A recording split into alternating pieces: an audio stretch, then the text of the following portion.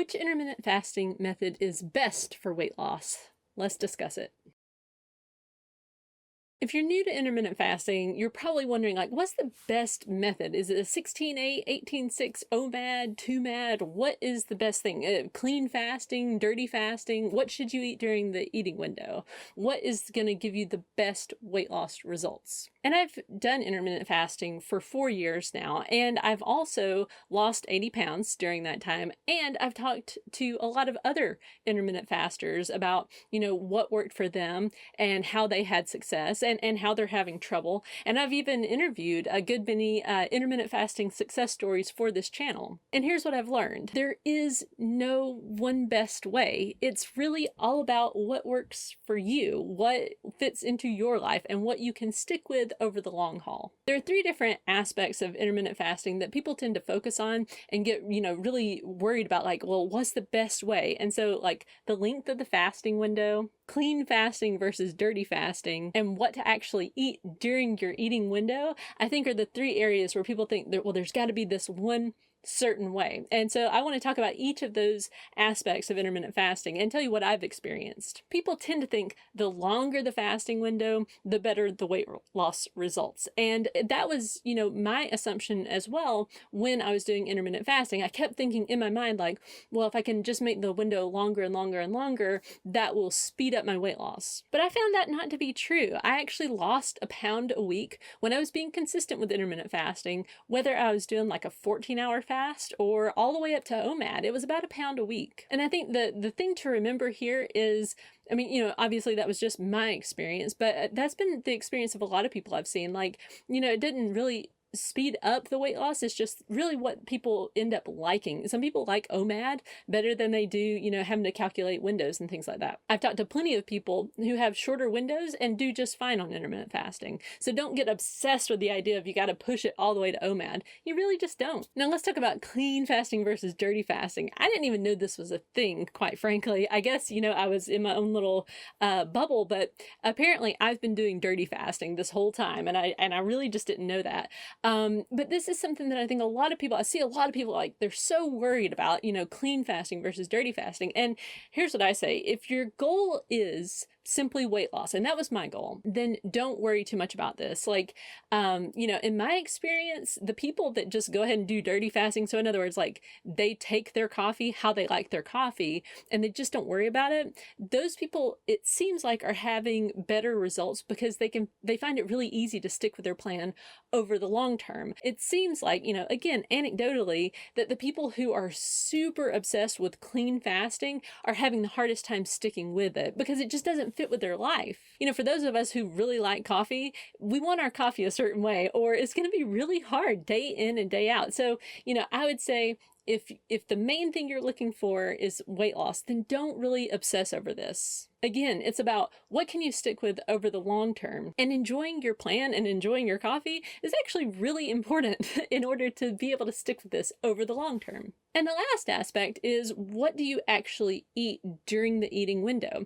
And again, a lot of people get, like, really uptight about this, and they're thinking there's got to be this, like, people are always asking me, what's your eating plan? And I tell them, like, there is no eating plan. Intermittent fasting is just like, you just don't eat, and then when your eating window opens up, you just eat whatever you want. Now, I know that, some people will say, well, they want to do keto, and that's fine. Do whatever you want during the eating window. Like, you can eat any way you want. I've talked to vegans, I've talked to carnivores, I've talked to everything in between.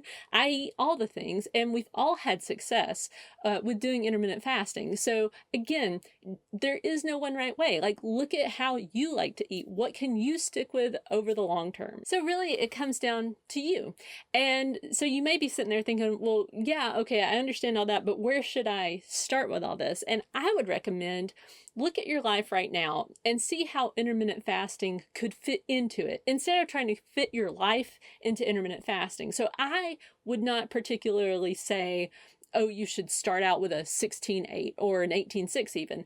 I would say start pushing your meal, like maybe start pushing breakfast a little later if you could do that, or stop eating a little bit earlier in the evening. Eventually you'll get to like a 14-hour fast pretty easily. And then based on, are you having results, and how are you feeling, and how is this working? Because again, if intermittent fasting doesn't work with your life, then don't do it. But for a lot of us, we found like, wow, it works really well for our life. It gives us some free time. So start noticing, how are you feeling about this plan? How is it working in your life? You want this to fit easily into your life, because that's what will keep you on plan for the long term. And think in terms of years. Don't think in terms of a week or 2 weeks or even 2 months. Think years, and see how this could fit into your life in some form or fashion. And for me, what I did, I started out just by pushing breakfast a little later into the day until lunch was my first meal instead of breakfast. And then I pushed lunch further and further out until I just got to 1 meal a day. And that worked for my life, and it still works for my life.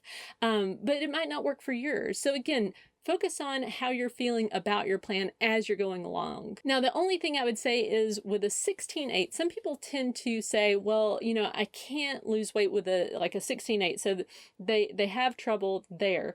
And I would say if you're having trouble, it may be because of emotional eating. You might just be stress eating during that time, and an 8-hour window is pretty long. Like you can end up overeating during that time. And so in that case, if you find that you're stress eating, find different ways to deal with your stress. And it may be that you're like, okay, I need to, shorten my eating window a bit until you can start to deal with the, emotional eating. And then maybe you can lengthen it back out after that if it fits better with your life to do that. But my encouragement to you ultimately is that you can do intermittent fasting in so many different ways. And really the big important thing is consistency over time. There's really just no substitute for that. So I'm curious to know, like, what is your method? What have you found that works? Share it in the comments below, because I love it when people share what they're doing, because people can then see like, oh, it's not just one person that's done it this way. There are tons of people doing it tons of different ways. And be sure to check out the success stories series, because that will show you, wow, there is a huge variety in ways that people have done this and had great results. So thank you for watching. Be sure to like, comment, and subscribe down below.